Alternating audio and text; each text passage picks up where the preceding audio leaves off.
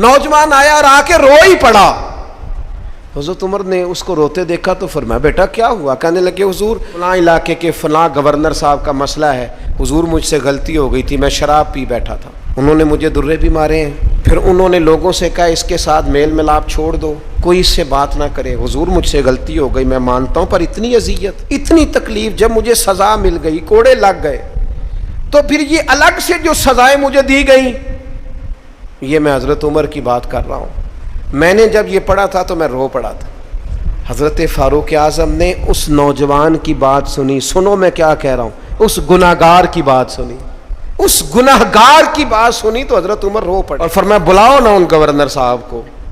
वो भी बड़े समझदार बावकार बड़े आदमी थे, बुलाया और बुला के फरमाया आपका इस जुर्म पर गुस्सा बिल्कुल ठीक,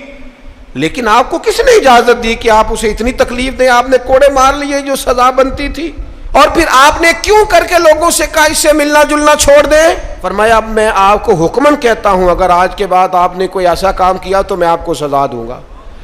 फरमाने लगे आपने कहा था ना लोग इनसे मिले जुले ना, फरमाया अब आप ही लोगों से कहें इनसे मुलाकात शुरू करें।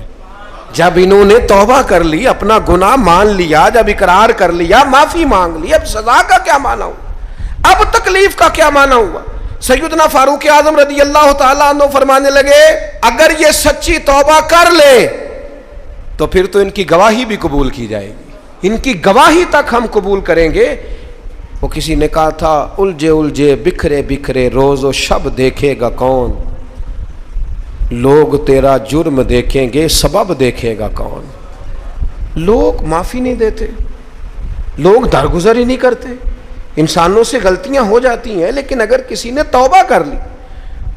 और सही हदीस में मौजूद है नबी पाक अलैहिस्सलाम ने फरमाया अगर कभी किसी बंदे से कोई गुनाह हो गया फिर उसने तौबा कर ली, अगर किसी ने उस बंदे को दोबारा वो गुनाह याद कराया तो अल्लाह ताला इस बंदे को याद कराने वाले को सजा देगा, मरने से पहले पहले इसे भी उस गुनाह में मुब्तला कर देगा।